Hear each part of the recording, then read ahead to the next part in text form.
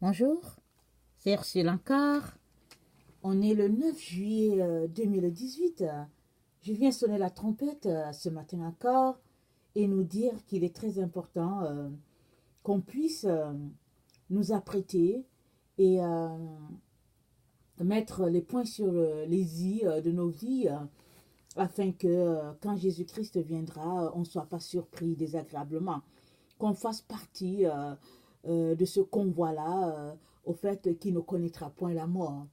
Évidemment, il y a des personnes euh, qui, en principe, doivent être enlevées, mais qui ne seront pas enlevées parce que, bon, ils devront assurer la seconde récolte, comme les 144 000. Mais si tu n'es pas désigné comme un 144 000, alors ça veut dire que, au fait, tu as le potentiel est là pour toi de connaître l'enlèvement. Il y a quand même d'autres enfants de Dieu qui, au fait, traînent les pattes et ils vont se retrouver dans la tribulation, en plein dedans. Et bon, ils vont réussir à aller devant le Père, peut-être comme des martyrs. Et alors, bon, c'est sûr que ce ne sera pas des moments faciles, mais ce sera aussi des moments de purification. Parce que souvent, vous savez, la sainteté, c'est dans les épreuves qu'on se sanctifie vraiment. Alors, je viens vraiment nous encourager euh, à, à se sanctifier maintenant, je veux dire, à passer par ces moments-là, ces durs moments-là, maintenant, de telle sorte que quand euh, le moment choisi par le Père va arriver, alors qu'on soit vraiment en dehors de toutes les souffrances de la terre. Donc voilà, alors je viens apporter un enseignement un peu qui fait un peu suite, un peu comme à celui d'hier. Alors, c'est quand ton ennemi n'est autre que ton mari ou ta femme. Alors, qu'est-ce qu'il faut faire? Donc, voilà. Alors, vous savez qu'on vit dans une période de la vie qui est très, très difficile. La Bible nous dit que les gens seront fanfarons, blasphémateurs, méchants, amis de l'argent, gonflés, je veux dire orgueilleux, et puis aimant le mal plus que le bien, et vraiment tous les qualificatifs qui sont vraiment assez durs, assez rudes. Ça fait partie de notre époque. Et même souvent, si tu marches vraiment devant le Seigneur, dans la recherche de l'intimité avec le Seigneur, tu seras souvent étonné d'être victime de la méchanceté des autres frères et sœurs autour de toi. Et c'est vraiment à ne rien comprendre. Mais c'est un peu la vie dans laquelle on se retrouve aujourd'hui. Et je pense que dans une des vidéos, je disais que l'esprit de notre époque, c'est l'esprit de la séduction. Alors, la séduction, c'est la falsification, c'est tout ce qui est faux et c'est tout ce qui est vraiment mi-figue, mi-raisin. Et on ne sait pas vraiment où se trouve vraiment la vérité. Et généralement, quand on fonctionne dans cet esprit-là, de séduction, de falsification, il y a beaucoup, beaucoup de méchanceté qui sont liées. Parce que c'est des esprits, hein, c'est des esprits qui agissent en se servant des humains. Alors, donc, ça donne ce que ça donne. Et donc, aujourd'hui, le Seigneur nous donne de porter un regard sur cet aspect-là. Parce que s'il y a une personne qui, c'est-à-dire s'il y a une personne que Dieu a placée à côté de toi et avec qui vous pouvez faire des miracles extraordinaires, c'est bien ton mari ou bien ta femme. Parce que la Bible dit que si deux s'accordent pour demander quelque chose en mon nom, cela leur sera accordé. Alors la puissance est là dans l'accord qu'on peut avoir l'un envers l'autre. Et c'est encore beaucoup plus, cette puissance est encore plus intense, plus intense quand, au fait, c'est entre un mari et sa femme qui servent le Seigneur. Quelle boule vraiment d'explosion. Euh, mais malheureusement, les enfants de Dieu soit ne le réalisent pas, soit l'ennemi s'est mis entre eux de telle sorte que finalement ils sont sans puissance. Et aujourd'hui, s'il y a quelque chose que le Seigneur m'a révélé qui se passe vraiment dans notre monde, peu importe le continent où tu te trouves, c'est le fait que Satan fait tout pour entrer entre les couples, afin vraiment de briser cette force-là que le Seigneur a mis dans les mains de tout couple, que le couple soit chrétien ou pas. Une fois que le couple s'accorde pour avoir quelque chose, cette chose-là, ils l'auront. Parce que Dieu a permis ça comme ça, c'est un acquis. Alors, dont l'ennemi se sert de cela pour diviser. Et en ce temps où le Seigneur nous appelle tous à la sainteté, à la purification, parce que les choses vont se déclencher, alors on comprend que c'est un sujet vraiment très adapté pour savoir comment, au fait, euh, vivre tant de méchanceté, par exemple dans son couple, mais aussi quand même être proche de Jésus. C'est un sujet pas facile, n'est-ce pas? Alors, je vais lire, j'aimerais qu'on lise dans Juge, je vais parler de l'histoire dans Juge 19, je veux pas le lire, parce que c'est très long. Je pense que ça commence à Juge 19, et puis ça finit jusqu'à 20 ou 21, c'est une longue histoire. Mais je vais juste relater, c'est l'histoire de ces, je pense qu'il est lévite, si je ne me trompe pas, de cet homme-là. Rappelez-vous d'abord, dans le livre de Juges, on dit que les gens faisaient ce qu'ils voulaient. Dans ce temps-là, il n'y avait pas de juge en Israël, donc les gens faisaient ce qu'ils voulaient. Alors cet homme-là, ce lévite-là, il avait une concubine. Donc, une concubine, on n'a pas dit que c'est sa femme, ça veut dire que c'est sa maîtresse. Alors, cette maîtresse est allée chez ses parents, alors il est allé la chercher. Et quand il devait retourner, le père de la fille a dit non, restez encore et puis vous allez partir après. Ils sont restés, ils ont causé. Quand le soir est venu, bah, le monsieur leur a dit dormez, ils ont dormi. Alors le père de la fille a fait ça pendant 4 jours. Le 5e jour, il a encore voulu faire ça. Et puis le monsieur là, le lévite là, a dit non, non, non, cette fois-ci on va partir. Donc ils sont partis, il a pris sa femme, il l'a mise sur l'âne, ils sont partis. Et quand ils sont arrivés, de ce que je comprends du texte, ils sont arrivés, ils sont allés à la place publique. Donc dans le temps, quand tu es voyageur, tu arrives, tu vas à la place publique, et il y a quelqu'un qui peut se rendre compte que il y a quelqu'un à la place publique, il y a un voyageur qui est là, alors il peut t'inviter chez lui.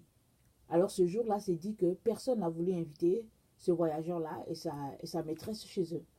Et il y a un vieux monsieur qui les a invités à venir dormir chez lui. Alors quand les gens sont arrivés chez lui, qu'ils ont dormi, les habitants, de ce que je comprends du texte, je pense que c'était les Benjamites, ils sont venus, ils ont cogné à la porte du vieillard, de la personne âgée, ils ont dit, fais sortir le monsieur là qui est chez toi, afin qu'on puisse le connaître sexuellement.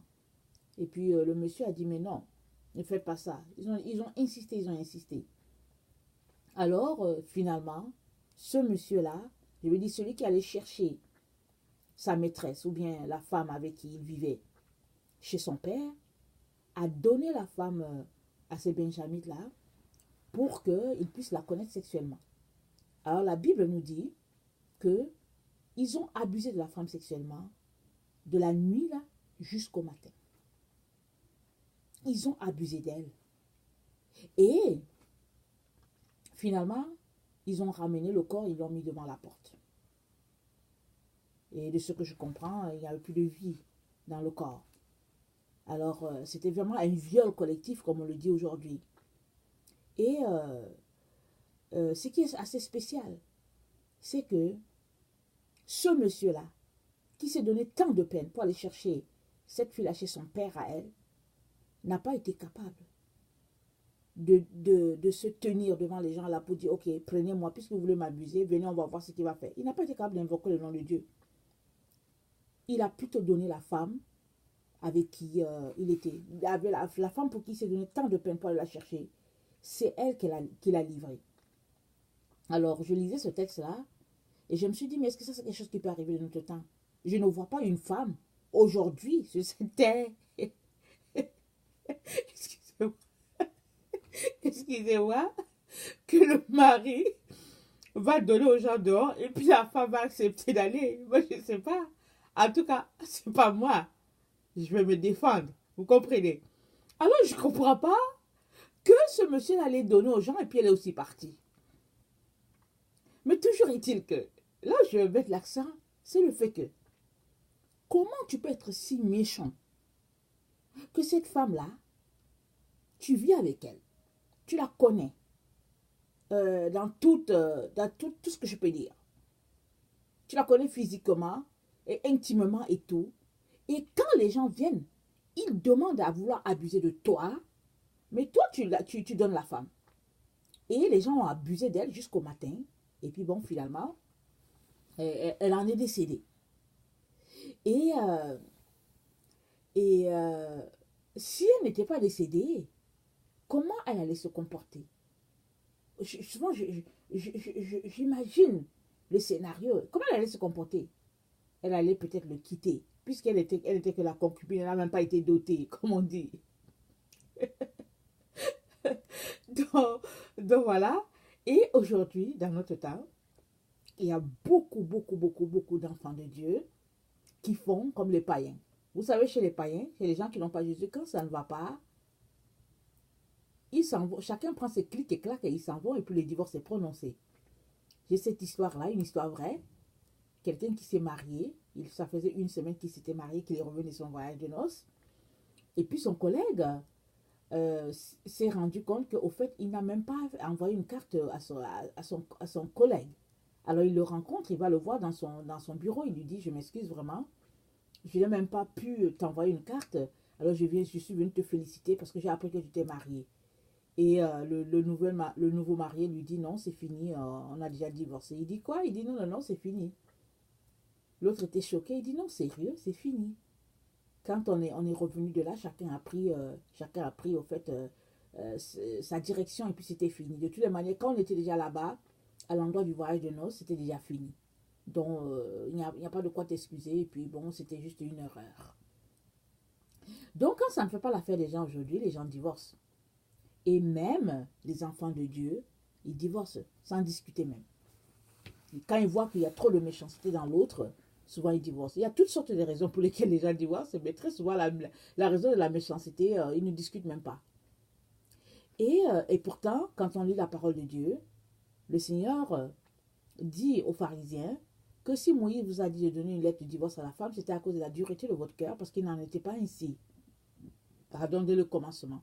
Parce que Dieu a dit que l'homme quittera son père et sa mère, s'attachera à sa femme et les deux deviendront une seule chair. Alors quand on regarde une telle situation, évidemment dans notre monde d'aujourd'hui, le 21e siècle, quand on est au courant de la souffrance d'une personne, généralement les autres vont t'appeler pour dire mais qu'est-ce que tu fais encore là-dedans? Parce que trop, c'est trop. Mais malheureusement, Jésus-Christ, il exhorte ses enfants, ceux-là qui le suivent, à rester dans leur mariage. Il dit sauf en cas d'adultère. C'est-à-dire, quand il y a adultère, ça veut dire que le vœu a été rompu. Le vœu entre deux personnes a été rompu. D'autant plus que, parce que la sexualité est très sacrée devant Dieu. C'est vraiment sacré. Maintenant, si toi, tu es avec quelqu'un et puis tu es marié à quelqu'un et que tu n'as pas été capable de te garder jusqu'à ce que tu vas pour connaître une autre personne sexuellement, c'est sûr et certain que tu as rompu cette alliance-là, qui est vraiment dans le monde spirituel, tu l'as rompu. Jésus-Christ dit que sauf en cas de cela, sinon vous n'avez pas le droit de divorcer. Mais il ajoute, il dit, mais si tu divorces, tu exposes l'autre. Donc quand on lit vraiment le texte de Jésus, on comprend que le divorce, ce n'est pas la solution. Et Pierre a dit une fois à Jésus-Christ, il a dit, combien de fois pardonnerai-je à mon frère? Jésus-Christ a dit 70 fois, 7 fois. Ça veut dire que peu importe ce que la personne va te faire, tu dois toujours être enclin à pardonner. Tu dois avoir le cœur pour pardonner. Et si nous regardons l'histoire du prophète Osée, Dieu lui a dit d'aller prendre une femme prostituée. Et parce que pour montrer à Israël comment Israël était prostitué. Et malgré le fait que ce prophète-là a pris cette femme prostituée, la femme continue de se prostituer encore. Elle était mariée à un prophète et elle continue de se prostituer. Et c'était pénible pour le prophète Osée. Mais Dieu lui disait que non, c'est un signe. Parce que c'est comme ça que je suis envers vous, parce que la maison d'Israël est une maison prostituée. Voilà ce qu'elle fait vers d'autres dieux. Et c'était le signe que Dieu avait donné de prendre. Et question de dire que ce n'est pas parce que l'autre est méchant envers toi que la solution ultime, c'est le divorce. Parce qu'en divorçant, tu peux aller t'exposer. Un. De deux, en divorçant, tu peux te retrouver carrément loin du chemin du Seigneur. Trois, en divorçant, tu peux te retrouver vraiment à rater le moment où Jésus-Christ va venir. Pourquoi? Parce que si tu divorces et que Dieu ne veut pas que ce divorce-là ait lieu, tu te mets hors de la volonté de Dieu. Et si tu es hors de la volonté de Dieu, tu seras exposé vraiment dans plusieurs domaines de ta vie. Parce que la tentation, c'est pour tout le monde. Jésus-Christ même a été tenté. Alors, quand bien même tu n'es pas tenté dans le domaine sexuel, il se pourrait que la tentation puisse venir d'ailleurs, d'autant plus que tu es loin de la volonté de Dieu. Alors, c'est vrai que pour les personnes qui connaissent l'infidélité ou bien qui ont subi l'infidélité de la part de leur mari, de leur femme et tout, c'est quelque chose de très difficile de leur demander de pardonner. Très, très difficile. Mais Dieu est celui-là qui est capable d'envoyer la guérison et la restauration. Alors, dans le cas, si on revient dans le cas de ce Lévite qui vivait en concubinage avec la femme, on peut comprendre qu'il n'avait pas de force pour se tenir devant les gens là parce que lui-même était en situation de péché. Puisque la Bible nous dit que c'était sa concubine. Lui-même était en situation de péché, donc il n'avait pas la force de se tenir devant les gens pour dire que non, je ne veux pas que vous abusez d'elle. Et en plus de cela, l'autre truc aussi, c'est que quel Dieu allait-il invoquer? Parce que si tu dis que je veux me tenir devant les gens pour leur dire que non, pitié, ayez pitié, ou bien je vais me tenir, je vais invoquer Dieu pour que Dieu me réponde. Lui, il est dit en situation de péché. Alors, jusqu'où sa prière va aller quand il va invoquer le Seigneur? Alors, cet homme-là n'a pas voulu mourir. Il n'a pas voulu mourir. Alors, il a livré la femme avec qui il vivait. Et ça, c'est vraiment un acte vraiment ignoble. Et on se dit, mais comment est-ce que ça peut arriver dans la tête d'un être humain? Et nous aussi, la réponse, elle est simple, c'est que souvent, on a l'autodéfense et puis au lieu de protéger l'autre, c'est nous, on se protège nous-mêmes. Et malheureusement pour cette femme, elle s'est retrouvée devant un homme qui n'était pas prêt, qui ne l'aimait pas au point où il pouvait la protéger et la défendre. Et ça, c'est fréquent dans notre monde. C'est fréquent, que ce soit parmi les gens qui n'ont pas le Seigneur et même parmi les gens qui ont le Seigneur, il y a des gens qui ne sont pas capables d'aimer. Ils s'aiment eux-mêmes, ils ne sont pas capables d'aimer les autres. On a aussi l'exemple de Lot, quand les anges sont venus pour détruire Sodome et Gomorrhe, et que les gens de la ville sont venus, ils ont commencé à cogner à la porte de Lot pour dire que donne-nous ces gens-là, on va les connaître. Qu'est-ce que Lot a dit? Il a dit, j'ai 2 filles qui sont vierges, je vais vous les donner. Et souvent, les chrétiens, ils analysent ce texte-là, ils en parlent comme si c'était une bonne chose. Moi, j'ai dit, mais quel père terrible. Je comprends qu'il voulait protéger les anges, mais quelle réaction d'un père. Tu donnes tes filles. Alors, moi, je comprends que la conséquence pour lui a été que quand ils ont réussi à être sauvés de Sodome et Gomorrhe, la racine du mal a été plantée dans le cœur de ces filles-là. Elles ont compris que leur père était prêt à les livrer pour qu'on abuse d'elles, alors ils ont abusé de leur père. C'est-à-dire que le venin du mal était déjà injecté. Elles ont abusé de leur père et le mal a continué dans ce groupe-là. Alors, Dieu donc a dit à Israël de n'avoir aucune relation avec les Moabites, les gens de Moab, parce que c'était la racine de l'inceste. Alors, quand la méchanceté n'est pas traitée adéquatement, alors ça produit de la méchanceté et puis les conséquences sont plus graves. Et le Seigneur nous invite à répondre à la méchanceté par de l'amour. Et ce n'est que la seule chose. Il a dit que si quelqu'un te gifle sur une joue, donne-lui l'autre. Évidemment, on discute souvent de ce passage-là avec les enfants. Et c'est toujours que non, maman, c'est incompréhensible. Oui, on comprend que on veut toujours se défendre. Et surtout dans notre époque, surtout avec les jeunes, c'est comme si rien t'a giflé, que tu n'as rien dit, les autres vont te traiter de faible et tout. Mais le Seigneur veut que ce soit ainsi. Parce que la raison première, c'est que tu arrêtes le cycle de la violence. Parce que si tu réponds à la méchanceté par la méchanceté, alors ça va continuer de produire la méchanceté, ça va continuer de produire des racines de mal. Et ça va s'infecter, ça va devenir grand. Parce que quelque chose que tu plantes, aussi petit soit-il, ça grandit et puis ça devient quelque chose de gigantesque. Et j'aimerais qu'on regarde un peu l'exemple de Anne dans 1 Samuel 1 et puis 1 Samuel 2. C'est sûr que on ne peut pas dire que Elkanah, son mari, était un homme méchant. Mais je peux au moins dire que c'était un homme espiègle. Et puis un homme narcissique, je peux le dire. Je vais vous dire pourquoi. Parce que lui, il avait Anne, sa femme. Le texte ne lui dit pas, mais j'ai l'impression qu'il a pris Pénina parce qu'Anne n'arrivait pas à avoir d'enfant. Parce que la Bible dit qu'Anne était stérile. Et Anne avait des enfants, Pénina, pardon, avait des enfants. Et Pénina se moquait tout le temps de Anne, puisque Anne n'avait pas d'enfant. Et Anne passait son temps à pleurer. Et puis elle mortifiait son âme à cause de toutes les injures qu'elle recevait de sa coépouse. Et Elkanah lui disait, est-ce que je ne vaux pas pour toi plus que 10 enfants? C'est espiègle, n'est-ce pas? Et puis aussi, je le traite de narcissique. Pourquoi? Parce qu'il est trop centré sur lui. Sa femme, Anne, vit des moments très difficiles. Elle aimerait avoir un enfant. Elle n'arrive pas à en avoir. Et puis lui, tout ce qu'il trouve à dire, c'est qu'est-ce que tu ne vois pas que je vaux pour toi plus que 10 enfants? Et cette femme-là, elle vit des moments terribles. Elle passe son temps à pleurer. Mais Elkanah n'est pas capable de la consoler. Il n'est pas capable de lui apporter une certaine consolation. Il pense juste à lui. Lui, de toutes les manières, il est satisfait de tous côtés. Il est satisfait du côté de Anne, sexuellement. Il est satisfait du côté de Pénina, sexuellement. Et quand il veut avoir un enfant, il a des enfants, il peut les envoyer, il peut tout faire. Anne, elle est juste là, elle n'a personne. Elle n'a personne.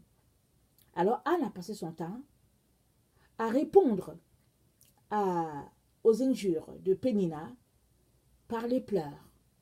Et ça, c'est sûr que ça l'écrasait davantage parce qu'elle se lamentait sur elle. Parce que quand tu pleures, tu te lamentes sur toi. Jusqu'au jour où Anne a dit assez, c'est assez. Et elle s'est levée, elle est partie. Et Élie pensait qu'elle avait bu. Et Élie lui a dit, mais au fait, fais passer ton vin. Et Anne a dit, non, je n'ai pas bu. Mon problème est tel que ce n'est que devant Dieu que je suis en train de parler. Que tu me vois là, ma peine est trop grande. Je suis devant Dieu et puis je lui raconte ma peine. Et Élie lui a dit que le Seigneur t'accorde ce que tu veux. Et la Bible nous dit que l'année d'après, à la même époque, Anne a eu un enfant à la personne de Samuel, qui a été un prophète puissant pour Israël, alors que dans le temps des juges, il n'y avait point de juge, il n'y avait personne qui parlait, chacun faisait ce qu'il voulait.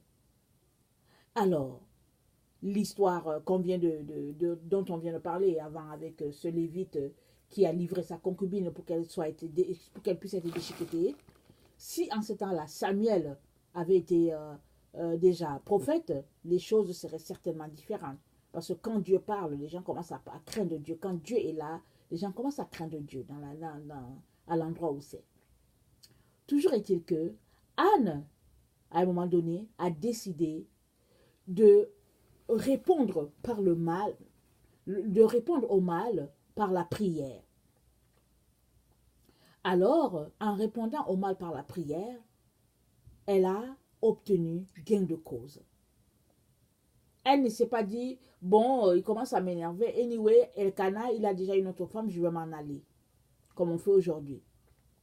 Elle nous dit qu'elle a pris le temps à insulter Pénina. Elle nous dit ça. Mais tout nous dit que elle a pris le temps d'aller à la maison de Dieu. Elle a prié. Elle a versé des larmes, d'abondantes larmes. Et Dieu a répondu. Et le cantique de Anne, après avoir obtenu gain de cause quand elle a sévré l'enfant, son cantique est celui-ci. Ça, c'est dans 1 Samuel 2. Mon cœur s'est réjoui en l'Éternel. Ma force a été relevée par l'Éternel. Ma bouche s'est ouverte comme contre mes ennemis, pardon, car je me réjouis de ton secours. Nul n'est saint comme l'Éternel. Il n'y a point d'autre Dieu que toi. Il n'y a point de rocher comme notre Dieu. Ne parlez plus avec tant de hauteur, que l'arrogance ne sorte plus de votre bouche, car l'Éternel est un Dieu qui sait tout. Et par lui sont pesées toutes les actions, l'arc des puissants est brisé, et les faibles ont la force pour ceinture. Ceux qui étaient rassasiés se louent pour du pain, et ceux qui étaient affamés se reposent. Même la stérile enfante cette fois, et celle qui avait beaucoup d'enfants est flétrie. L'Éternel fait mourir et il fait vivre. Il fait descendre au séjour des morts et il en fait remonter. L'Éternel appauvrit et il enrichit. Il abaisse et il élève. De la poussière, il retire le pauvre. Du fumier, il relève l'indigent pour le faire asseoir avec les grands, et il donne en partage un trône de gloire. Car à l'Éternel sont les colonnes de la terre, et c'est sur elles qu'il a posé le monde. Il gardera les pas de ses bien-aimés, mais les méchants seront anéantis dans les ténèbres, car l'homme ne triomphera point par la force. Les ennemis de l'Éternel trembleront du haut des cieux, il lancera sur eux son tonnerre. L'Éternel jugera les extrémités de la terre, il donnera la puissance à son roi, et il relèvera la force de son oint. Donc voilà le cantique de Anne. Alors, elle dit, car l'homme ne triomphera point par la force. Elle dit, les méchants seront anéantis dans les ténèbres. Alors, si toi, tu es maintenant dans une relation de couple, si tu es marié, peu importe, si tu es marié, peu importe combien de temps, et que tu vis une situation de méchanceté avec ton mari ou ta femme, le cantique de Anne te dit que Dieu va anéantir les méchants. Et Paul, je pense que c'est dans 2 Corinthiens, je ne sais plus le combien, peut-être 2 Corinthiens 7, il dit, femme, est-ce que tu sais si tu vas sauver ton mari? Que si l'infidèle consent à vivre avec toi, il ne faut pas le rejeter. Parce que pour le moment, il est sanctifié par ta relation avec le Seigneur. Tes enfants aussi sont sanctifiés.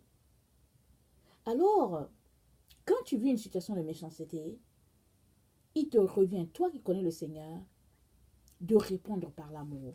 Parce que ce n'est que par l'amour que tu vas triompher de tes ennemis. Ce n'est pas par la méchanceté. La Bible dit que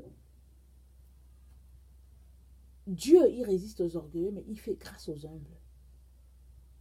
Et c'est vrai que dans une situation de méchanceté, quand on est humble, on a souvent l'impression qu'on est faible. Mais dans le fond, c'est parce qu'on laisse à l'Éternel de régler la situation pour nous. Et c'est ça que Dieu veut. Parce que si tu réponds à la méchanceté par la méchanceté, comme on vient de voir, la racine va s'infecter, c'est-à-dire la seule graine là va devenir un grand arbre. Et tout ne sera que méchanceté autour de toi. Et quand Jésus-Christ reviendra, tu ne seras pas prêt parce que tu seras infecté de méchanceté. Il suffit de regarder autour de nous. Regardez, même dès qu'on ouvre la télévision, dès qu'une nouvelle n'est pas axée vers la méchanceté, on n'en parle pas. Quand tu ouvres la télévision, on t'accueille seulement par la méchanceté. Oh, tel a tué telle personne à tel endroit. Et puis bon, il y a ici qui est arrivé à tel endroit. Ce n'est que les choses catastrophiques et puis dures. Mais quand c'est des bonnes nouvelles, tu n'entends pas ça là-bas. C'est pas là-bas que tu vas entendre une bonne nouvelle. Et ça, je vous dis, c'est des tâches pour nos neurones. C'est des tâches dans notre tête, dans notre cerveau. Parce que Dieu a conçu le cerveau pour pouvoir vivre ou bien pour pouvoir baigner dans un milieu de paix, de tranquillité, d'amour, de joie. Mais l'ennemi fait tout pour qu'on puisse être infecté par tout ce qui est méchant, par tout ce qui est dur, par tout ce qui est dégoûtant, dégradant. C'est ça que c'est ça que l'ennemi fait. L'ennemi fait tout pour qu'on soit infecté.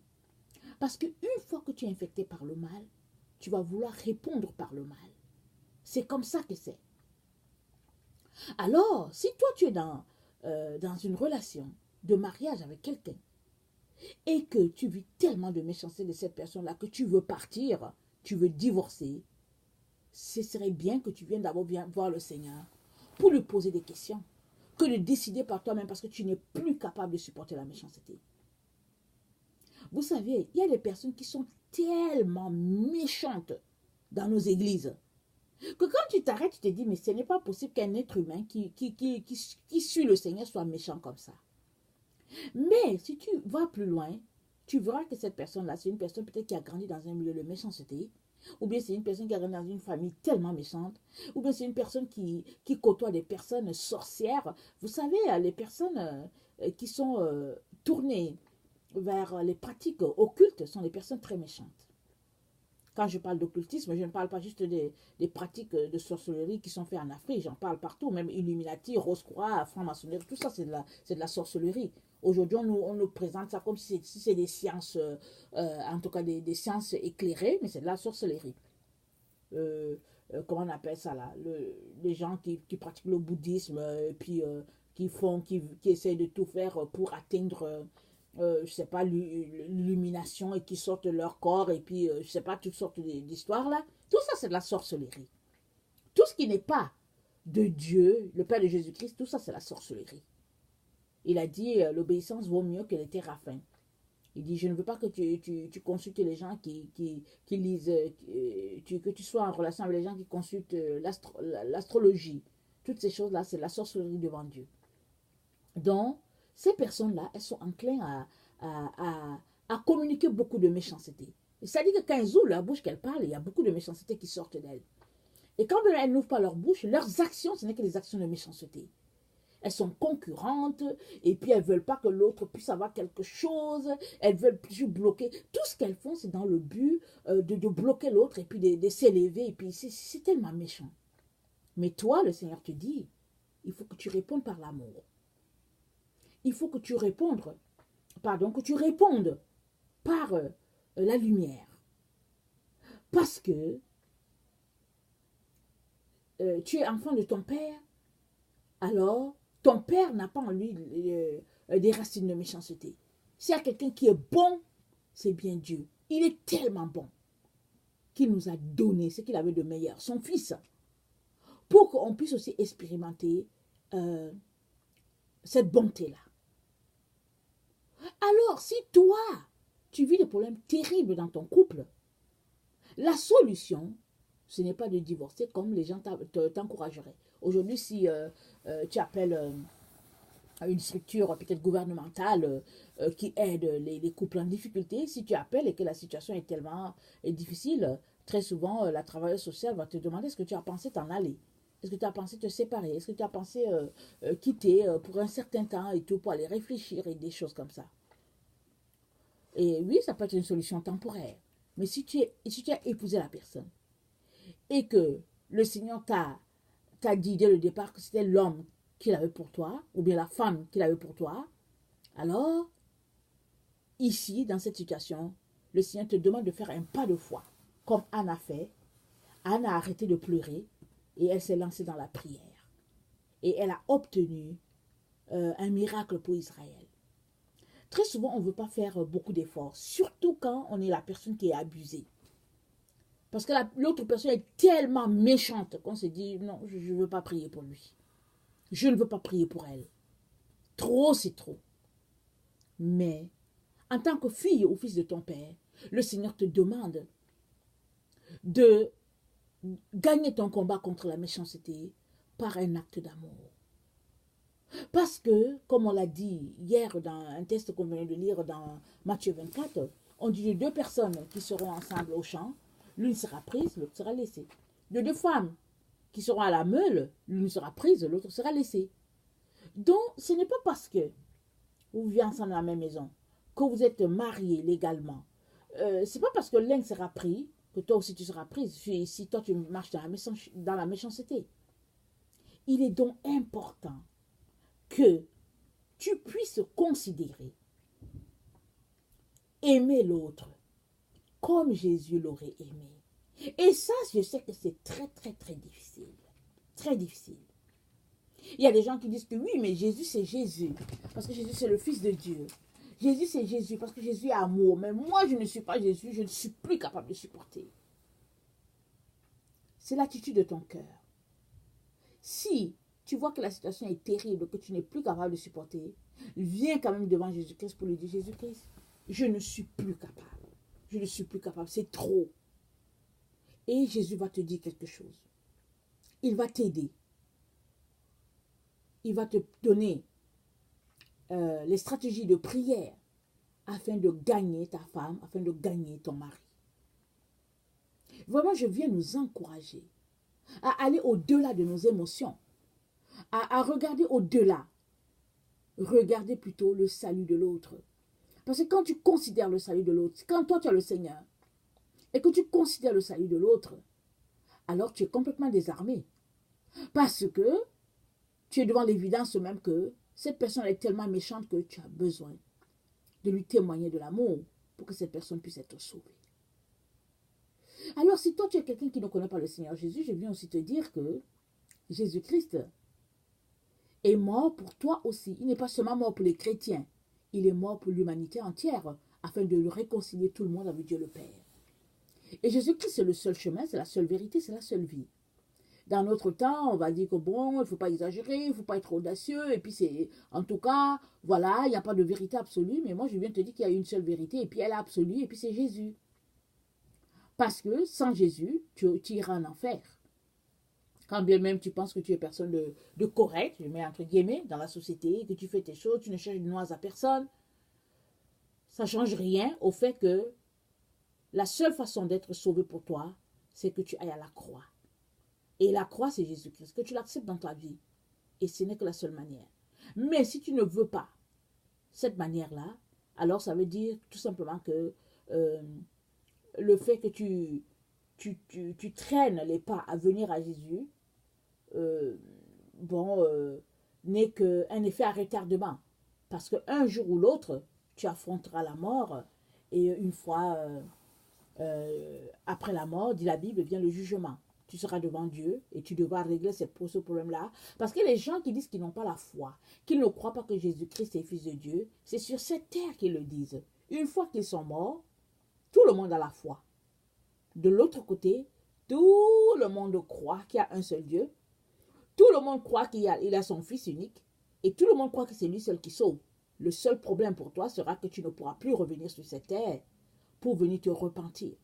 C'est pour cela qu'aujourd'hui, quand tu entends sa voix, n'endurcis pas ton cœur, mais viens plutôt lui demander si ce que tu entends c'est vrai et va chercher à te réconcilier avec lui.